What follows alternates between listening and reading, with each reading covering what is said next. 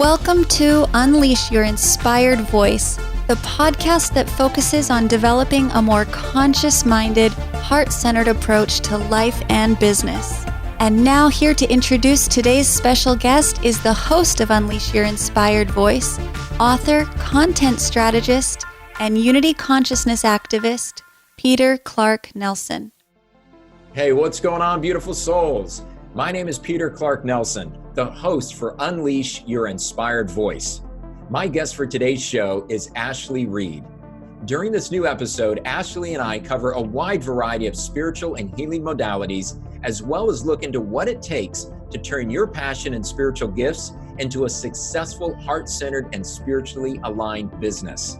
From Reiki and dream interpretation to cord cutting and mala prayer beads, the topics we dive into in this episode are underlined by Ashely's passion to assist others in removing toxic energies from their mind and body.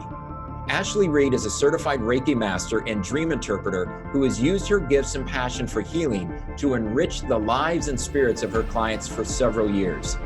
As the founder of Sacred Directions, she delivers a host of healing services and empowerment tools that include Reiki, dream interpretation, cord cutting, and Reiki-infused mala prayer beads that are handcrafted out of crystals to energetically match your unique needs.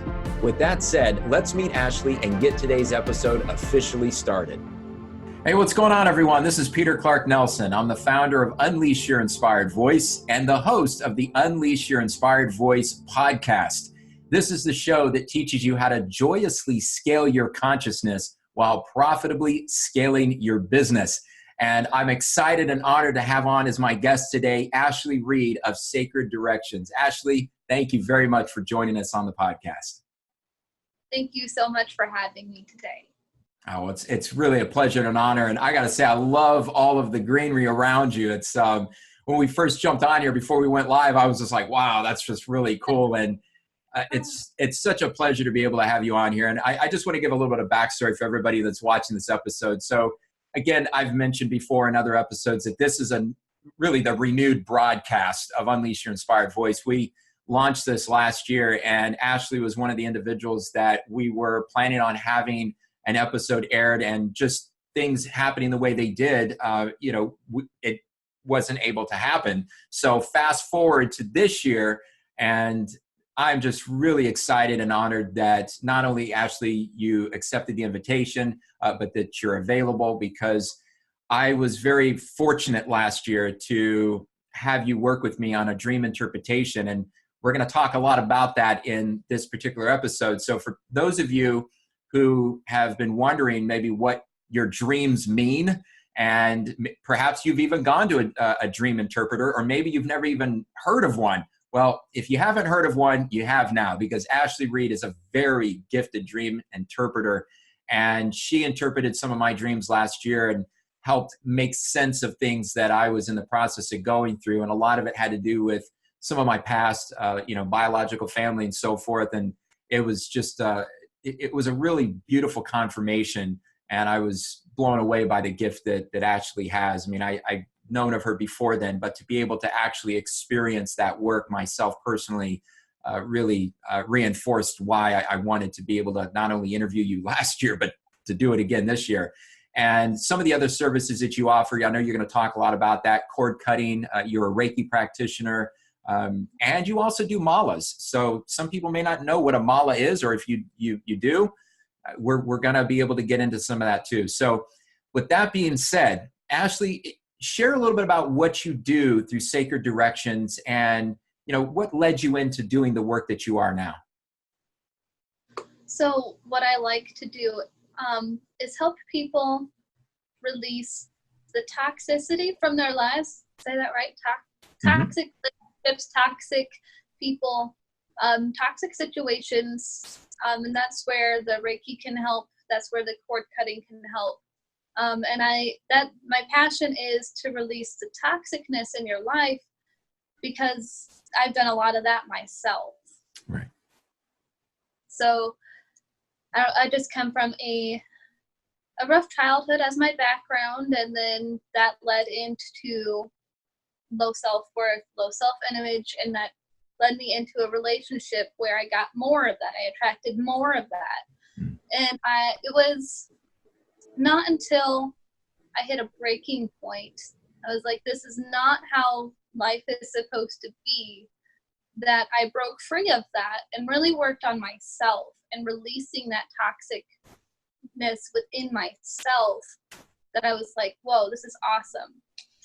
So on my way home from escaping basically my ex, my grandma met me at the airport in Las Vegas. So I drove myself from San Diego to Las Vegas, and she took me on the most beautiful journey. She took me to Sedona, Arizona, and that was my healing point right there. It was like, this is gorgeous. The Red Rock, honestly, you have to go there. If you just need a re-healing journey, just go there. And that led me into diving deeper within myself, even deeper than I had before. I started doing yoga, and from there we went to a healing retreat, and that's where I learned about Reiki and how to be a Reiki practitioner, and just kind of snowballed from there, honestly. Oh, it's beautiful. Yeah, thank you for sharing that. It's really amazing when we look back and retrace the steps of our journey, how oftentimes our biggest breakthroughs are the result of some of our biggest breakdowns. And, you know, it's an interesting journey that we all share on some common level, even though the window dressing of our experiences are a little bit different, because I know that a lot of the work that you do, myself and many others, is that we're reframing and retuning our programming and conditioning so that we don't have to consistently feel, whether it's knowingly or unknowingly, feel that we have to have these breakdowns to have breakthroughs. Because that's like saying, well, in order to feel love, we have to suffer. And you know, that may have been true for a certain aspect of our journey, but I feel like moving forward, that's not the case, which is why the sacred work you do through your business, Sacred Directions, and the things that were activated in you in Sedona in that period of your life are so crucial to people nowadays, because they're becoming aware of levels of healing that they may not have been previously, aware and attuned to. So talk a little bit about just okay, so you're in Sedona there, and your grandmother, bless her heart, picks you up and, takes you on this journey probably. And again, this is the interesting thing, right? Your grandmother likely had no idea what was about to unfold with your journey and how that experience is going to profoundly change your life. But these are the divine synchronicities, right? So angels in human form that we know and don't know, like, of course, your grandmother, and she shows up, but sometimes it's other people who might show up in our lives that steer us into a direction that, if we're willing to see, if we're willing to hear, if we're willing to feel, more so not even just with our body senses, but our inner spiritual senses, we can find ourselves being shown a pathway of our true destiny. So talk a little bit about just that experience of, okay, so you're being activated now to Reiki, and that journey takes you into all of the different modalities and services that you now offer. How did that all start coming about, and how were you able to really embrace and accept this new direction in your life? Honestly, like when I was first attuned to Reiki, and when I first heard of it, I was like, what is this? Can't really do that. Can you, for reals? And then I experienced it myself, and I was like, oh, this is real. This is groundbreaking, honestly. And it just kind of consumed my life after that, in the best of ways. Yeah. And I wanted this new tool that I had for myself. I wanted to share that with others. And there were so many people, I'm like, I could help you with that, and I could help you with that. And some of them were like, yeah, let's do this. And some of them were like, come on, that's not real. So So I had to learn how, it was like a little kid in a candy shop, and I had to learn how to control myself in sharing, like recognize, okay, so this person is not interested in what I'm offering, so I need to not bother them with what I'm doing. And that really started, I'm going to start a Facebook page. I'll start a Facebook page, and those who are interested will come to me. Is that how I started tapering down my enthusiasm so I contained it a little bit and made it more focused. Well, one thing I want to add to that with your enthusiasm, right? So Yeah. talk a little bit about how that really helped grow your business, because that's the thing I think with a lot of people, particularly who are watching this and they see themselves, as heart-centered, conscious-minded entrepreneurs, light workers, divine feminine Christ conscious leaders. Some of the people that are tuning into the podcast they might be new to this path of consciousness, or they've been on it for a while, and now they're just sort of saying, okay, you know what? I think I could translate my gifts into a business. And then of course there's others who've been very successful translating their skills and their spiritual gifts into a business. And one of the guests on the podcast was Jennifer Ching Lopez, and Jennifer was talking about how it was really all about, for her, it's not just a business, it's a lifestyle. I mean, this is who she is, what she is, and so it's walking the talk. But I want to go back to that enthusiasm, because I know from my own personal self, it's an interesting paradox. When you wake up to what your real calling is, you are like ridiculously excited. You want to share it with everybody. And then there is this unfortunate sort of reality that has to be reestablished or recreated and transmuted. And that is the whole shaming part, right? So people are like, I don't want to fucking hear what you have to say, or that doesn't make any sense, or what, Reiki? Is there any doctors that do that? I never heard that when I went in to see my physician. So there's all this weird patriarchal programming. And here's the thing that I really commend you for. When that happens, and even if it's subtle or it's overt sort of shaming, or people just don't want to have anything to do with it and might not say anything, that could very easily quell our enthusiasm, and we can kind of retreat and just go, well, maybe I'll just keep this to myself. And what happens is, if we keep it to ourselves, then not only are we doing ourselves a disservice, but we're doing everybody in the world a disservice, because then the people who are supposed to work with us can't find us. So right. I love how you took that, you reframed it, right? You then took the enthusiasm and you channeled it into a Facebook page, and that obviously started to move your business. So talk a little bit about how that transition worked for you, and what precipitated you to start opening up to beyond Reiki, because we're going to get into talking about your dream interpretation, which I know you've been doing since you were a child. So how did the redirection of your enthusiasm play a role in you scaling the business and really fulfilling your destiny? Well, I realized that sharing it with people who were not interested wasn't going to do them or me any good. So that's why I decided to, like you said, reframe my business model. And at that point, I wasn't even thinking of it as a business. It was like loosely a business. Because honestly, the business part at that time scared me, which is something else that I could touch on. When you're talking about just the shifting and the framing of it, I mean, you're obviously looking at, that's the thing. This is where the roads converge. I mean, and look, it happened to me. I mean, I'm not going to get into my particular journey in this interview, but I mean, it's happened to a lot of people where when we reframe and reshift all the things we're doing, there is I'm going to honor my heart. I'm going to honor what I'm being called to do. I have these gifts. I have, obviously there's services, and clearly I need to have some sort of a business, right? So then there's the scary part of how do I grow a business? Like this is a thing for a lot of spiritual practitioners. They didn't get into business of being a spiritual practitioner to be a business owner.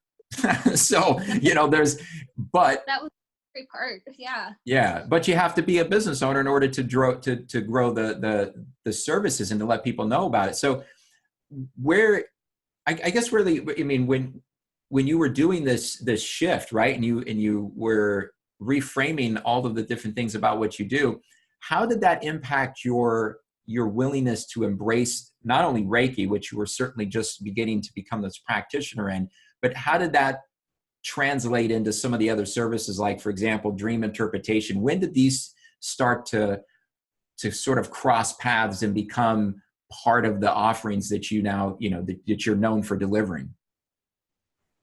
So cord cutting is one of the things that I now offer as well. And that actually was taught to me by my Reiki master teacher, who attuned me to being a Reiki master myself. And sometimes when a client is on my table and I am doing a session with them, they'll see little visions, or they'll come to me like, oh man, I had this crazy dream. And I was like, well, I know how to interpret dreams too. So I decided to offer that as a service, because I was already doing that for my clients. Like, you're going to have crazy dreams with or without the Reiki. I can help with that either way. Yeah, and I have been doing that since I was younger as well. I've always had crazy dreams, so. So how did that actually happen to me as a child? I mean, here, everybody has dreams, and it's not like most of us, I mean, I'm sure there may have been some exceptions, but I'd be willing to say that there's probably most people, as children, you have your bad nightmares or you have really cool dreams, whatever it might be, right? Either end of the spectrum, and you wake up, you may or may not remember them, or you go running to your mom or your dad and you start to try to share your dreams. Most parents are not dream interpreters. They'll comfort you and soothe you if you're having a nightmare. And, hopefully that was, you had some good parents doing that. But what was it about dream interpretation that long before this became part of your business, which is really a kind of a central component of the business, when you were younger, how were you processing this? Like, did you have somebody you could talk to make sense of it? Or was it something you just kept to yourself? For a little bit, I kept it to myself. My dreams are pretty crazy. I would fly in my dreams. I would go swimming in my, in the ocean. Like, I could breathe like a fish in my dream. And then I decided, like, they were getting crazier and crazier. I would wake up to hearing, like, I would have the voice in my dream wake me up, and I could hear it as I'm waking up. Wow. So I decided at that point, maybe I ought to talk to my mom, because I knew she had a book that she would refer to if she had dreams that she didn't know about, like, couldn't decipher for herself. So, and at that point I was probably about 12.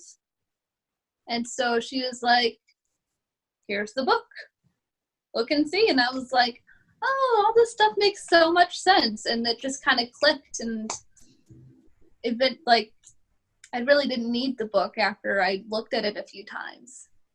So it just kind of clicked. I don't know if that makes sense. No, it absolutely does. And again, this is, for people who are listening to this particular episode or watching this, is that, again, all of us dream. So it's one of the common denominators of being a human being. We're dreaming. And some people, of course, will say, well, when you're asleep and you're dreaming in your dream state, you wake up, you think you're awake and you're still dreaming because it's a holographic world. But, that's a whole different way of, that's different dreaming. So I want to be very clear. We're not talking about, there's waking up from the dream of thinking you're just a human being. And, my friend Jeff Cloud's got a book called Waking Up in the Dream. So he's literally talking about waking up in this dream world. But what we're talking about here is the actual dream state that you're in when you're sleeping. And while everybody dreams, truth be told, not everybody has a gift of being able to break down the dream and be able to understand it in its very intricate detail. It is a gift that most people do have if they start to tune it, but some people are just born with a highly attuned gift for that, which obviously you're that kind of individual.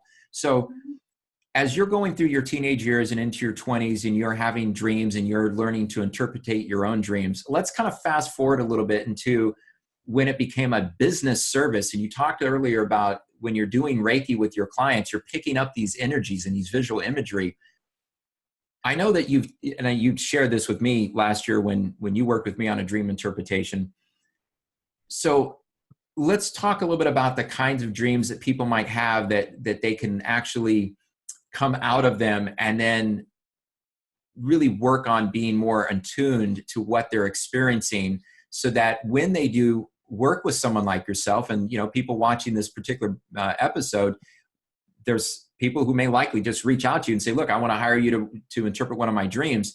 What are some things that people can do to be more attuned to what they're dreaming, and to even prepare themselves to work with somebody like yourself when it comes to dream interpretation? So I've come across a lot of people who don't actually remember their dreams. And so to you, I suggest when you wake up, just kind of remember how you feel. Start writing stuff. Keep a notebook next to your bed. Keep writing what you're feeling every morning, and eventually colors, or you might remember a dream and you can write that down. But writing down your dream feelings, your dream thoughts, right after you wake up, that's going to help you to start remembering your dreams. If you're working with a dream interpreter, I can't speak for all the dream interpreters. I like to know details like colors. Colors are important. I like to know, like, if you have something going on your body. Like, I had a dream the other night where I had a massive fleas on my knee. Okay, well, which knee? It was my left knee, because different sides of the body are associated with the right side being masculine, the left side being feminine. So the different people, was it light or dark outside? Were you in a house? I like to know the details so that it's easier to break down for you. Okay. So when you're talking about the details, that was a great point, right? So the difference between, the interpretation and where the energy flowing the left and right side, divine feminine, divine masculine, so to speak.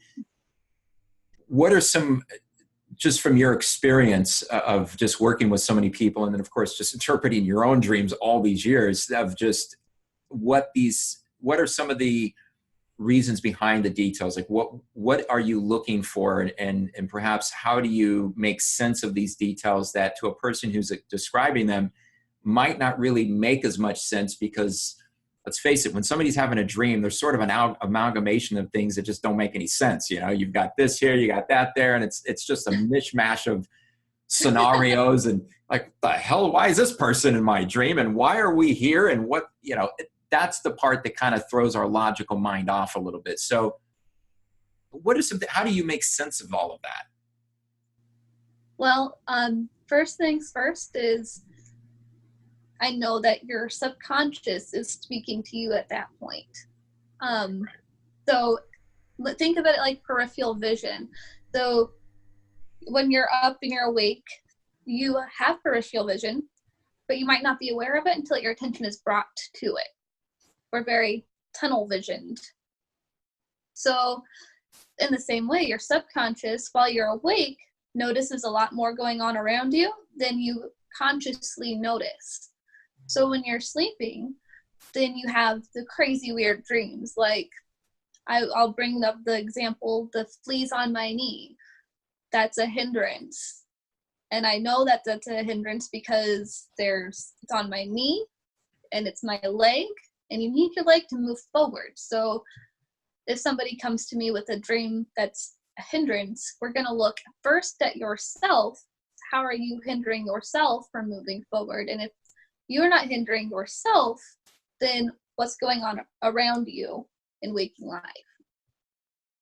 Awesome. So a lot of it, and that's a beautiful way of, thank you for providing that context, because when it comes to that hindrance, if it's not something that is necessarily happening within you, so to speak, where you now bring attention to the external hindrance, it's more than likely an area of one's life where they're giving away their power to someone or something.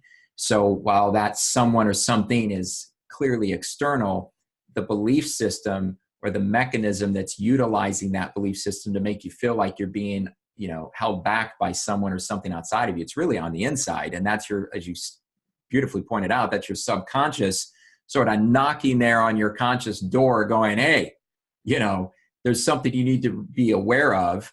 And I think this is, again, where you don't often hear a lot about dream interpreters and dream interpreter, type practitioners and businesses. I mean, you can hear about it if you're in spiritual communities, but I can't say enough about how important it is for people to be dialing into the energies that are happening unconsciously, because that's where, truth be told, that's where the lessons are showing up. And if you can, as you said, Ashely, just as you can tune in that peripheral inner vision and start dialing in and focusing in on some things that might be happening behind the scenes, that's where you begin to reclaim your power, and you can begin the work that is necessary for whatever it is that you might be doing as a human being, whatever your destiny is.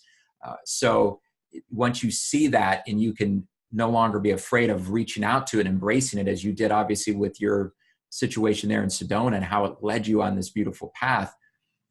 That's the thing. When you get on a path and you are becoming this heart-centered, conscious-minded entrepreneur, or you call yourself a light worker, or you're a divine feminine Christ conscious leader, there are obstacles that come up. There are things that are going to be rising to the surface that might be appearing to protect you, but really it's just there to be let go so you can do what you're here to do. And that, in saying that brings us into a service that you offer that I wanted to talk about. And it's a slightly, you've offered it before, because I remember it being brought up, last year, but this is really kind of a new area of focus for you, and that's cord cutting. Mm-hmm. So cord cutting does dovetail into this, hindrance theme here, and reclaiming one's power. So talk just about what cord cutting is from your experience, and what are some of the ways in which you can suggest people be aware of the kinds of cords that they're being called to cut? So cord cutting, very simply, is cutting the energetic ties between you and toxic relationships or situations. So it's kind of like, imagine that you've got a cord tied to this really awful job that you got. What's keeping you there? Well, you could be getting paid decent money, what have you. Okay, but what's keeping you from moving forward? What's that tie? And I help to release the energetic tie there, so that you can be able to move forward, not be anchored down to something that's not good for you. Mm-hmm. And what are some of the things that you've noticed, not without, obviously giving some, the nitty gritty details of client interactions, but I mean, what have you noticed as some common themes when it comes to people that are looking to cut cords that seem to be, reoccurring, showed up? I mean, you gave the example of a job, but are there other common themes that show up when you're working with clients? Yeah. So relationships, and I don't just mean romantic relationships with friends that might not be good for you, or relationships with your coworkers that aren't good for you, family. And it's because you're in those situations, because you work there. You might really like your job, but this person is not really good for you. You might love your family, but this person is not very good for you. And it's learning how to stand in your own power, and you want to stay in this job, but you don't like this person. It's learning how to protect yourself after those cords are released. And it really comes down to wanting to release yourself from that toxicness. We're so used to the drama. We're so used to the toxic nature of everything. It's really hard to imagine life without that. So that's one of the issues as well that I come across. That's awesome. There's a couple of questions that are coming through, and I'm all right. So I'll ask both of them, but we'll take them one at a time. So one of the questions is that And I think this is what's really cool about the way that you have structured your business model for Sacred Directions, and the way that the services all very much support one another. For example, a person might be feeling some strain and pain in different parts of their body. Well, Reiki can help with that. However, somebody can come in for a Reiki attunement and get, and feel really good. But if they're unaware of unconscious patterns and beliefs, then they're going to be back in for another Reiki attunement and, service pretty soon after. And it's just going to keep repeating. But of course, somebody has a dream and they get this interesting, metaphor or this visual imagery, like, okay, fleas on your knee. Well, that may not be happening in the physical world, but it's telling that person something that they might not get. They share it with you. The interpretation comes back. It's like, aha, okay, that's it. And it has to do with a person or a certain situation or environment. Then cord cutting comes in. So between the cord cutting, the dream interpretation, the Reiki attunements, they all work beautifully in harmony. And I just love the way that that's all sort of synchronized itself with you. So talk a little bit about just that synchronization between some of the issues that people experience in their body and what that relates to the drama that might be unhealed. So if you're having a toxic relationship romantically, or a coworker, or a toxic relationship with maybe the kinds of clients you're calling in to work with, what have you seen as that manifests itself into somebody's physical ailment that you've had to work with on Reiki? So there, some of the minor ones are maybe stomach aches or heightened anxiety. Right. If you get headaches, or you get around this person or this situation or what have you, and you're just drained all the time. Exhaustion, tiredness, insomnia even are some of those ailments that I've worked with. And if somebody's, insomnia, for example, if somebody's having a difficult time sleeping and they've got some stomach pains, and some people have a stomach pain and they naturally correlate it to, something I ate, yesterday, or something I ate today. It's such a, the mind immediately just goes right to a surface level so-called issue. And maybe that's the case, but if it's reoccurring, it's obviously a byproduct of what's going on in the external world, as much as that's a reflection of the inner. So how have you been able to help bring people's attention to this? Because let's face it, if somebody is, even if they're on the spiritual path, it's very easy for people to blind themselves from their own unhealed wounds. So how is it that somebody can start understanding that there's something far more deeper and far more important to deal with than just the external surface level, so that they know they can reach out to a person like you? What would you suggest to people to become a little bit more aware of, that in that heightened awareness, they can begin making decisions that can bring them to a point of working with, again, a practitioner such as yourself, and then for their own well-being, they can become more aware of what's going on, so they can make conscious level decisions that improve their lives from the in and out? Well, I would start with noticing, for example, a stomach ache or anxiety, noticing when you're feeling that, who are you with, where are you at, and just taking that in and being conscious of that. Okay.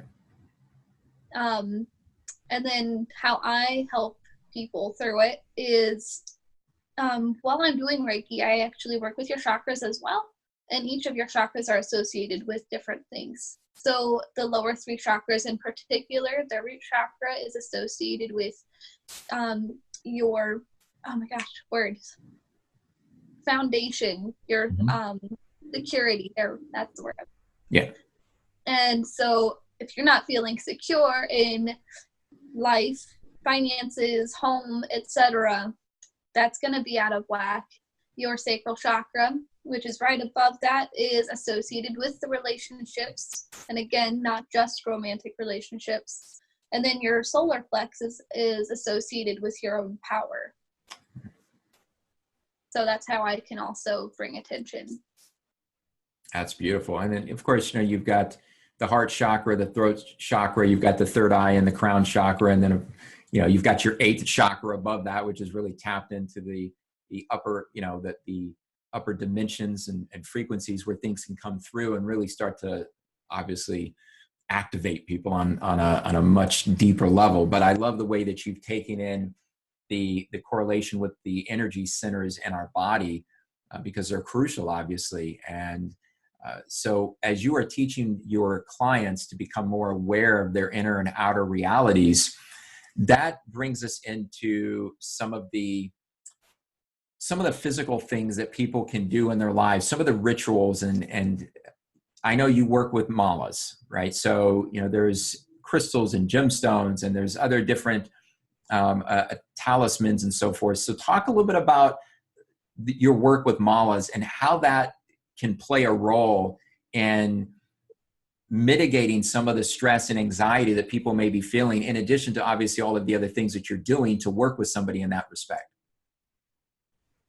So I really love my prayer bead malas. I'm actually wearing one that I've made right now. So I love them because they're really good for meditation, especially if you're fidgety and you're just, it brings you right back. It's really that. And then I make them with crystals for you, for your needs and what's going on with you in that moment. So yeah, there's you want me to go ahead and tell you about the meditation part of it, or? Oh yeah, absolutely. Because there's people who are watching this that may have malas and they understand them, but I don't want to assume that everybody that tunes into, the episode that understands what it is. So I'd love to have you sort of walk people through this way. They have a better understanding of different, just different things that they can tap into in the physical world as an anchor point, right? To help transmute, maybe if they're going into a difficult situation, like for example, you talked about a coworker or, a toxic environment. Well, there comes a point where if you've been holding back, speaking your truth, and your throat chakra is constricted, well, the first few moments or situations where you start to unleash your inspired voice, you're going to have some serious anxiety coming through. Your heart's going to be beating a little faster. So yes, you can breathe. Yes, you can dial yourself in and find your inner voice and find your inner peace in those potentially chaotic situations. But obviously having something like a mala that's either on you, that's in your hands, or something that you can use to filter, I should say, filter some of that negative energy, that anxiety, and quell it. And I love how you've been interweaving this with your business. So I'd love for you to share a little bit more about that. Perfect. Speaking of throat chakra, the mala that I have today is actually calsilica jasper, which is really good for grounding and for your throat chakra because they're brown and blue.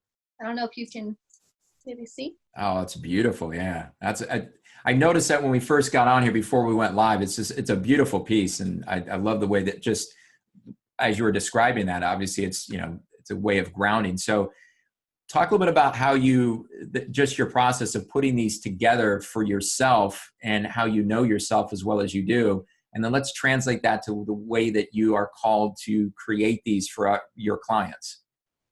So it doesn't matter if I'm making it for myself or a client. They are all Reiki infused.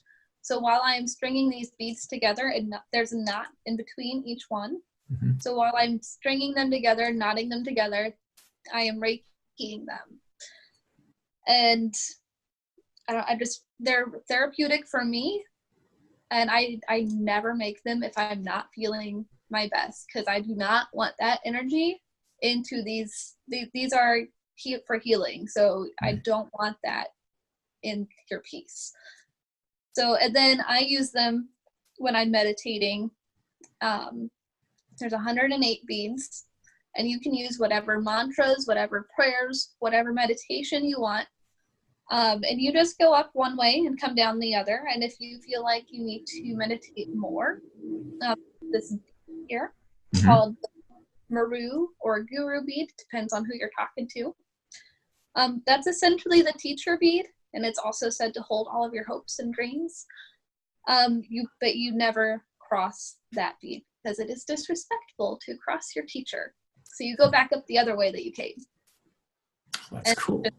Super, super calming, very grounding. My favorite for meditation. Oh, it's awesome. Thank you for sharing that, and just for sharing the beautiful piece that you created for yourself. And I know that when we were reconnecting and preparing to schedule this interview, I knew you had added a few different services to the work that you do through Sacred Directions. And I remember going to your Facebook page, and there were a few testimonials that just jumped out to me, and they were all talking about the malas that they had been, they'd received from you. And I'm like, okay, so I knew I wanted to talk about malas with you. I've got one myself, and not necessarily one that you made, but I do have one. So I'm familiar with the power and I'm just a huge proponent of crystals and gemstones and being able to interact with them and how they call out to you. So to see just the beauty of how your work with malas are impacting other people through their testimonials, I just wanted to make sure that we address that, because this is the thing with the beauty of our gifts and our services. I know you do painting. You're a highly creative individual in so many different facets.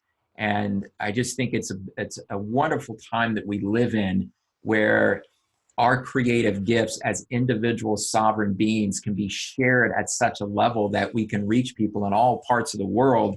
So those who are not able to physically, go in and work with you in your business on a Reiki attunement can obviously work with you from distance. And there's other forms of services that you offer, from dream interpretation, cord cutting, of course, mala, and all of these things that can be done in ways that people don't have to physically come in and see you. So when somebody is ready to now reach out to you and they've watched this episode and they're like, you know what, I think I'd like to work with Ashely on a dream interpretation, or, they do. And then that opens them up to, you know what, I've been feeling I need to cut cords with this person or that person or this belief or that belief. And then all of a sudden it leads into, let me just create a mala, which is going to help me with this. So there's just such a really beautiful synchronization with it. And if somebody is called to come out and to reach out to you and work with you, where are some of the ways that they can find you in Sacred Directions, and what would you recommend people do to reach out to you?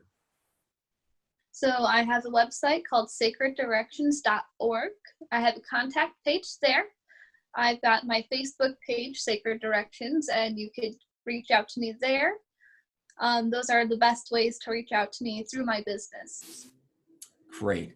Well, again, I want to say thank you with all my heart and soul for you taking the time to join me and join everybody here on this episode of Unleash Your Inspired Voice. It is such an honor to have crossed paths with you last year and to see just the growth that you are continually making as just a beautiful human being and somebody that shares your gifts in such a wonderful, genuine way.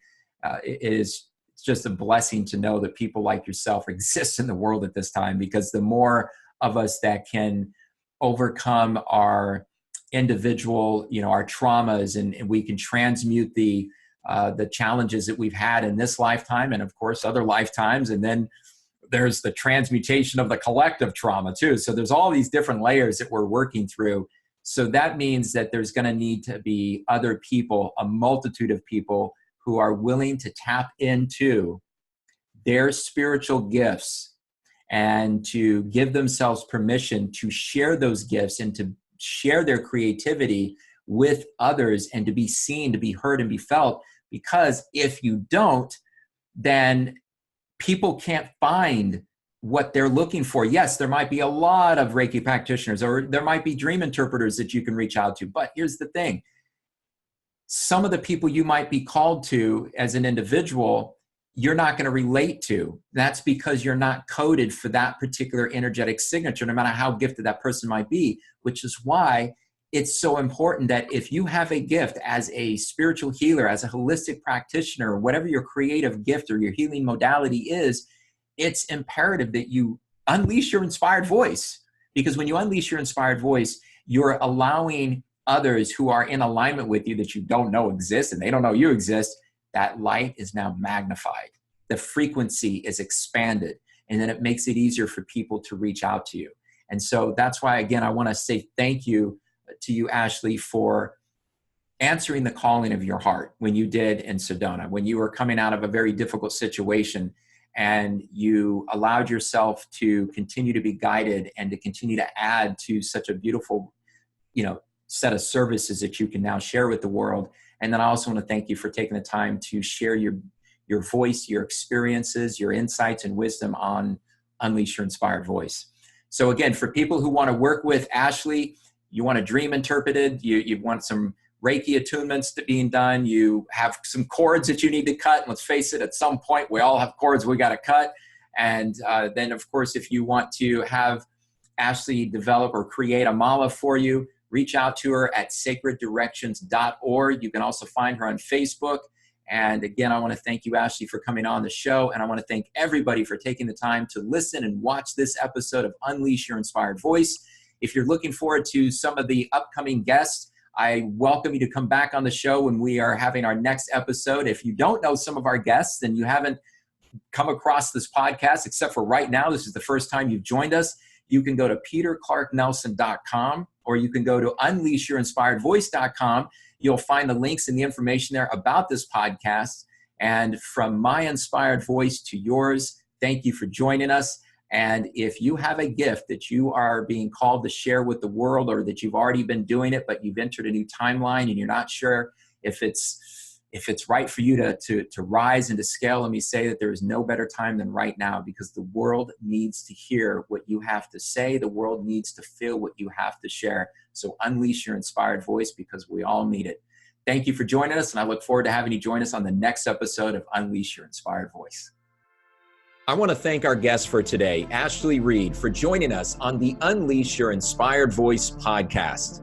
As you just heard and experienced during her interview, Ashely is not only a skilled and passionate practitioner in multiple healing modalities, but she is also an inspiring example of what we can do to positively help others when we listen to our heart's desires and follow our passion along the path it is leading us on. To learn more about Ashely, book a dream interpretation session, or work with her to create your own Reiki-infused and crystal-charged mala prayer beads, you can go to sacreddirections.org or find her on Facebook at Sacred Directions.